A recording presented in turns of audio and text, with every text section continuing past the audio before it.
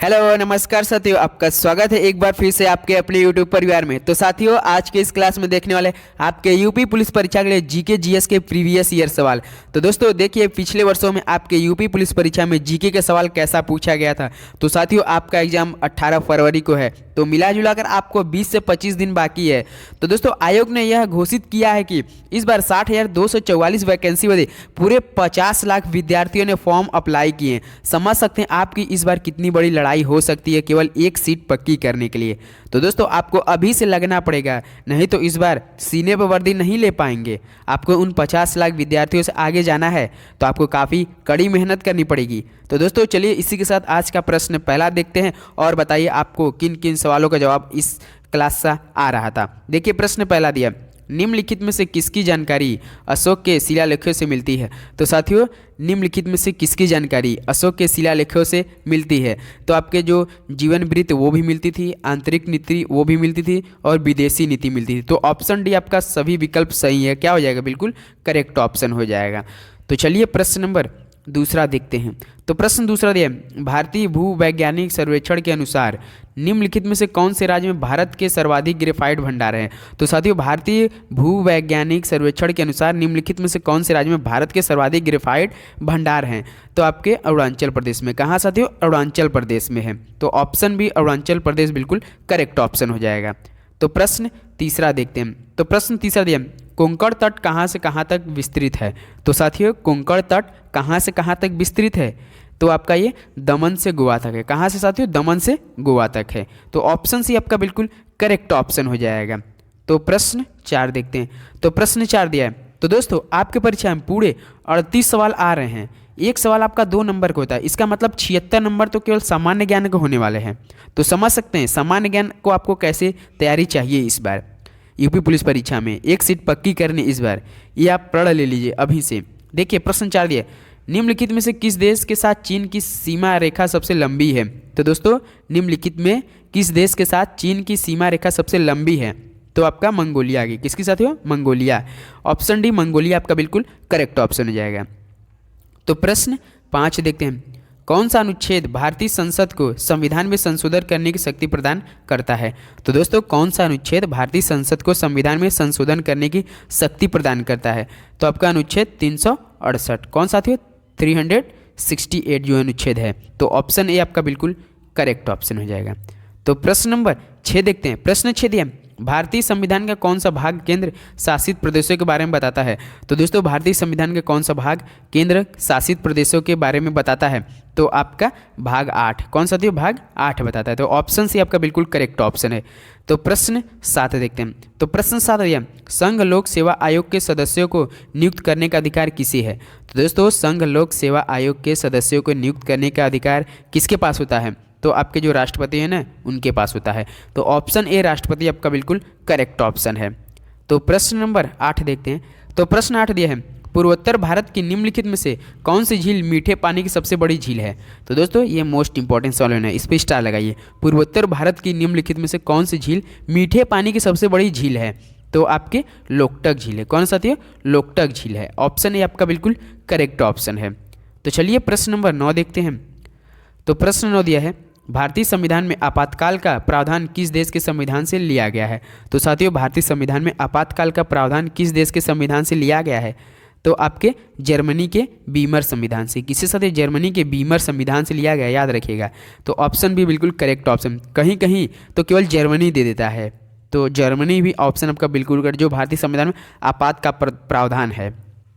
तो प्रश्न 10 देखते हैं। तो प्रश्न 10 दिया, यह पंक्ति किसने लिखी है। A thing of beauty is a joy for ever. तो दोस्तों, यह पंक्ति किसने लिखी है। A thing of beauty is a joy for ever. तो बताइए किसने लिखी थी। तो जॉन कीट्स ने लिखी थी। किसने साथियों? जॉन कीट्स ने।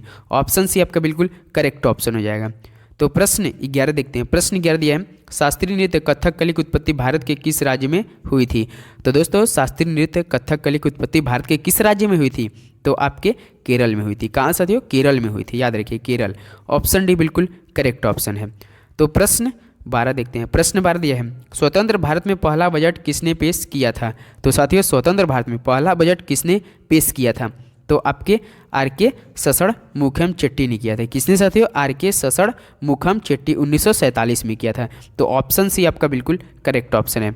तो प्रश्न 13 देखते हैं। प्रश्न 13 दिया है, कालिदास द्वारा लिखे गए नाटक अभिज्ञान शाकुंतलम में शकुंतला का पुत्र कौन था? तो दोस्तों कालिदास द्वारा लिखे गए नाटक अभिज्ञान शाकुंतलम में शकुंतला का पुत्र कौन था? तो भरत था। कौन साथियों? भरत था। ऑप्शन है आपका भरत बिल्कुल करेक्ट ऑप्शन हो जाएगा। तो प्रश्न 14 देखते हैं। प्रश्न 14 दिया, फ्रांस की क्रांति ने किस एक नया अर्थ दिया? तो दोस्तों फ्रांस की क्रांति ने किसे एक नया अर्थ दिया? तो आपके किसे दिया था? राष्ट्र को दिया था। किसे साथियों? राष्ट्र को दिया था। ऑप्शन है आपका बिल्कुल करेक्ट ऑप्शन हो जाएगा। तो प्रश्न 15 देखते हैं। प्रश्न 15 दिया है, 1946 ईस्वी में उद्देश्यों संबंधी प्रस्ताव की रचना किसने की? तो साथियों 1946 ईस्वी में उद्देश्यों संबंधी प्रस्ताव की रचना किसने की थी? तो आपके जवाहरलाल नेहरू ने की थी। किसने साथियों? जवाहरलाल नेहरू ने की थी। तो ऑप्शन डी आपका बिल्कुल करेक्ट ऑप्शन हो जाएगा। तो चलिए प्रश्न 16 देखते हैं। तो प्रश्न 16 दिया, स्वतंत्रता या मृत्यु का नारा किसके द्वारा दिया गया? तो साथियों स्वतंत्रता या मृत्यु का नारा किसके द्वारा दिया गया था?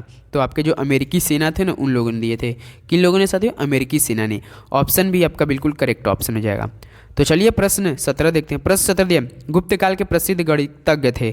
तो दोस्तों गुप्त काल के प्रसिद्ध गणितज्ञ कौन थे? तो आपके आर्यभट्ट थे। कौन थे साथियों? आर्यभट्ट, याद रखिएगा काफ़ी फेमस है। तो ऑप्शन भी आपका बिल्कुल करेक्ट ऑप्शन है। तो प्रश्न 18 देखते हैं। तो प्रश्न 18 दिया है, अलाई दरवाज़ा किसके शासनकाल में बना था? तो साथियों अलाई दरवाज़ा किसके शासनकाल में बना था? तो आपके अलाउद्दीन खिलजी के शासनकाल में बना था। किसके शासनकाल में? अलाउद्दीन खिलजी। ऑप्शन सी बिल्कुल करेक्ट ऑप्शन है।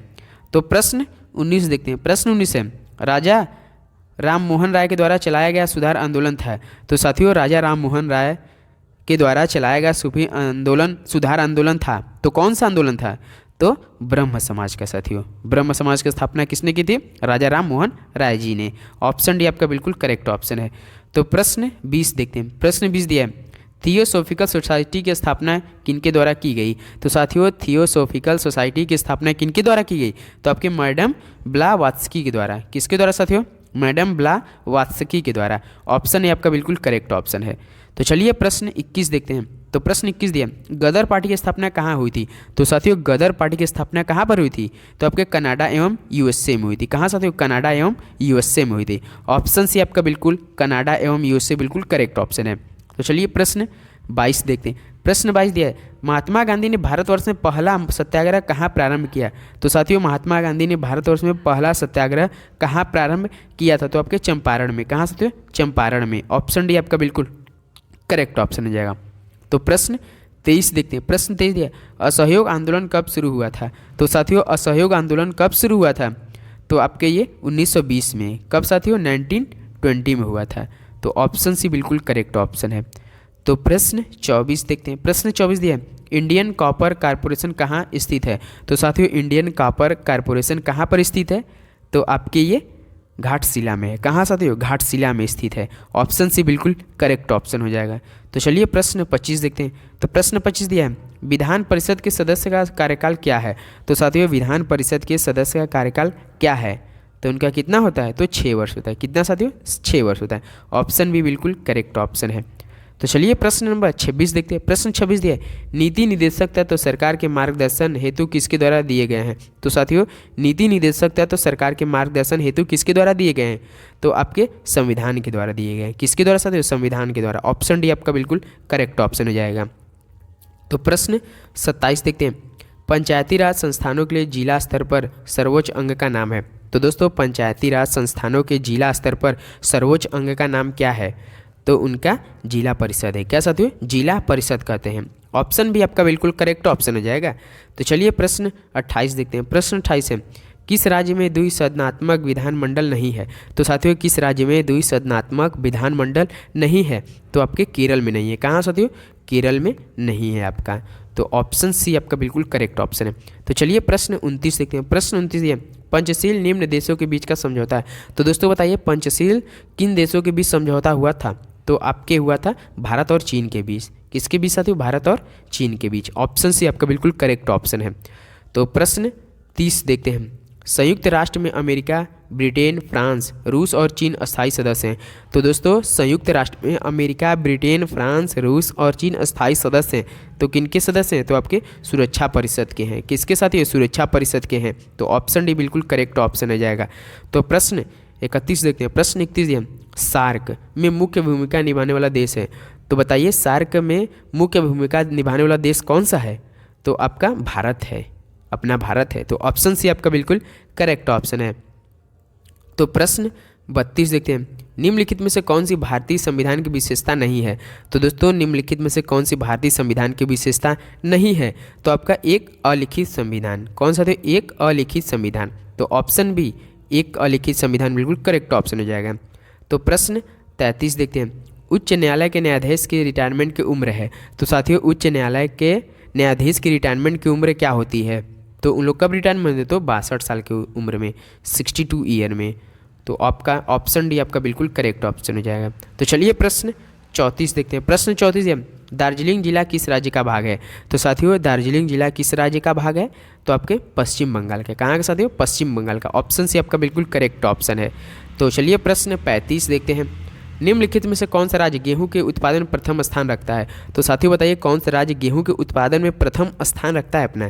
तो आपके उत्तर प्रदेश, अपना यूपी जिला, यूपी राज्य, सॉरी यूपी जी राज्य। तो ऑप्शन है आपका बिल्कुल करेक्ट ऑप्शन है। तो दोस्तों चलिए आज के लिए अब इतना ही, मिलते हैं अगली वीडियो में। तब तक के लिए दोस्तों जय हिंद, जय भारत, धन्यवाद।